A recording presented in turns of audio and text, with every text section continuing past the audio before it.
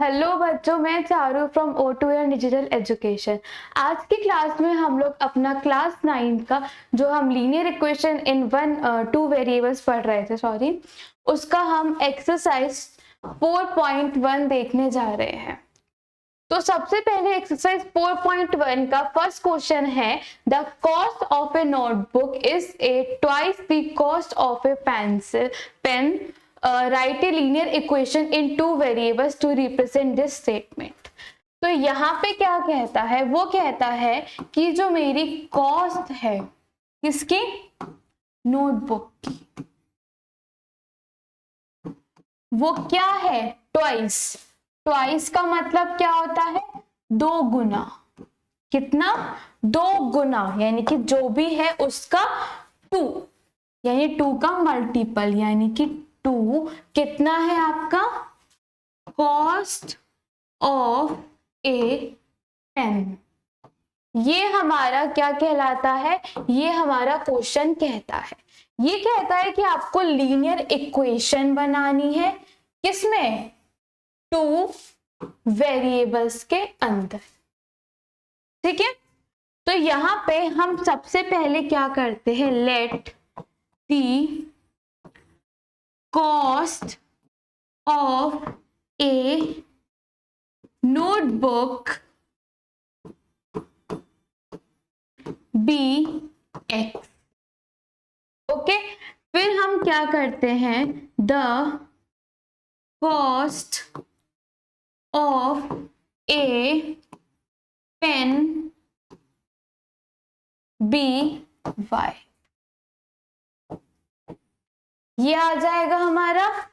तो यानी कि जो हम लोगों को गिवन थी, ये हमें पार्ट गिवन था, इस पार्ट से आप क्या कह सकते हो, अकॉर्डिंग टू क्वेश्चन, ये क्या होता है हमारा, अकॉर्डिंग टू क्वेश्चन। ATQ का यही मतलब होता था, अकॉर्डिंग टू क्वेश्चन। हम क्या कह सकते हैं कि कॉस्ट कितनी है नोटबुक की, x इज इक्वल टू किसके है, कॉस्ट ऑफ ए पेन, जो कि कितना है, y, यानी 2y। इसको हम अगर अच्छे से लिखे तो क्या हम इसे x minus 2y is equal to 0 लिख सकते हैं। क्या ये हमारी लीनियर हो गई, हाँ। इक्वेशन है, हाँ। क्या ये 2 वेरिएबल्स में है, यस। तो इस तरह से हमने एक स्टेटमेंट को, एक वर्ड को हमने किस में कन्वर्ट कर लिया, अपने इक्वेशन में कन्वर्ट कर लिया। ठीक है, अब हम इसका सेकंड पार्ट देखते हैं। सेकेंड क्वेश्चन क्या कहता है, सेकेंड क्वेश्चन कहता है, express the following linear equations in the form of ax plus by plus c is equals to 0 and indicate the values of a, b and c in each case। यानी कि हम लोगों को पहले क्या करना है, इस सब को, इन इक्वेशंस को, इससे क्या कहा, लीनियर है, इक्वेशन है, सबकी डिग्री 1 है और इक्वल्स टू का सबके बीच में साइन है, यानी सारी आपकी क्या है, लीनियर इक्वेशंस है। आपको पहले ax plus bx plus c is equal to 0 में कन्वर्ट करना है। फिर आपको बताना है उसमें a क्या है, b क्या है और c क्या है। यहाँ पे a क्या होता था, हमारे x का कोफिशिएंट, b क्या होता था, हमारे y का कोफिशिएंट, और c क्या होती थी, हमारी कांस्टेंट टर्म होती थी। तो यहाँ पे देखो, सबसे पहला क्वेश्चन है 2x plus 3y is equal to 9.35। क्या ये मेरी इस फॉर्म में है, नहीं। ये इस फॉर्म में कब आएगा, ये तब आएगा जब हम 2x plus 3y minus 9.3y is equal to 0 लिखेंगे। तो यहां से मेरा a कितना दिख रहा है मुझे, 2। ए क्या होता था, एक्स का कोफिशिएंट, जो कि यहाँ पे क्या है 2। फिर हम क्या देखते हैं, बी क्या होता था हमारा वाई का कोफिशिएंट, यहाँ पे क्या है 3। और हम सी क्या होती थी हमारी कांस्टेंट टर्म, जो कि यहाँ पे कितनी है -9.35। तो सबसे पहले हमने इसको किस फॉर्म में किया, इसकी इस फॉर्म में किया, bx plus B Y plus c is equal to 0, और फिर हमने a और b c बता दिए कि कौन कौन से हैं। अब हम देखते हैं अपना अगला पार्ट।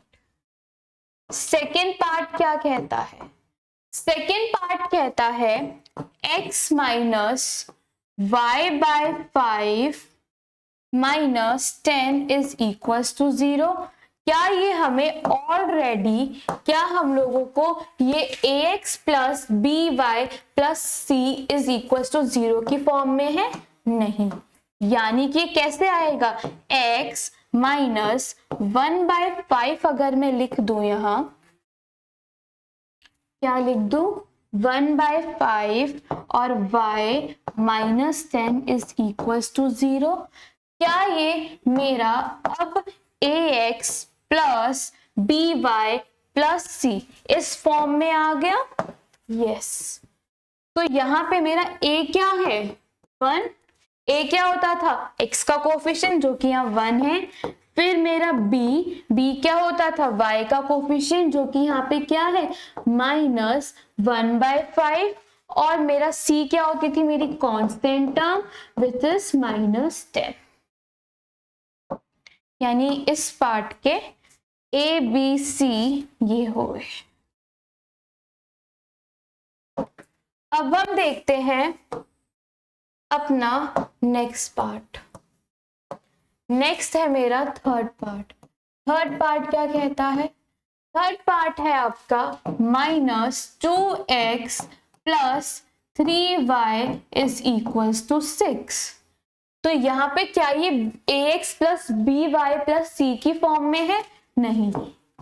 अगर मैं इसको 6 जो मेरा है इसको मैं यहाँ ले आऊं, तो क्या ये मेरा अब आ गया उस फॉर्म में, यस।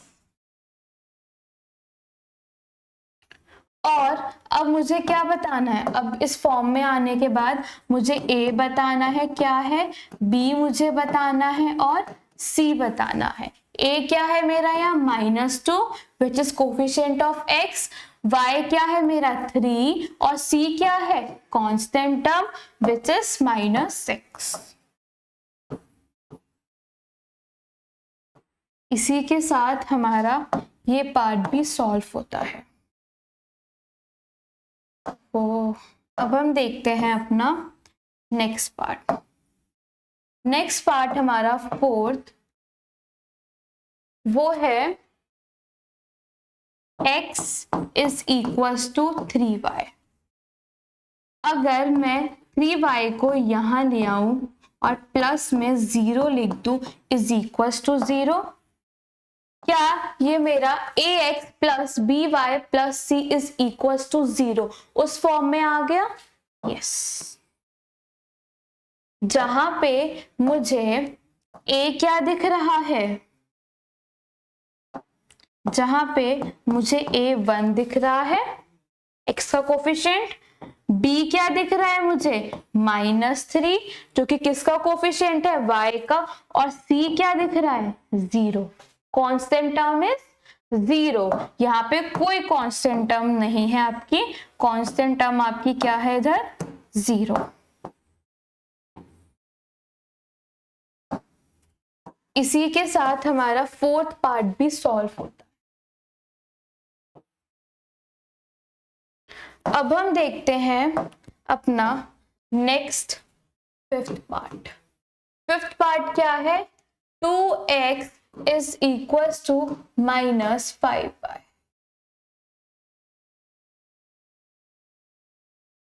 फिफ्थ पार्ट मेरा क्या है, 2x is equal to -5y। अगर मैं -5y को यहाँ ले आऊं तो क्या ये 2x plus 5y plus 0 is equal to 0? क्या ये मेरा ax plus by plus c is equal to 0 उस फॉर्म में आ गया जहां पे मेरा कांस्टेंट तो कुछ है ही नहीं, 0 है यहाँ पे। तो यहां से मेरा a कितना आया, a क्या होता था मेरा x का कोफिशिएंट जो कि कितना है यहाँ पे 2।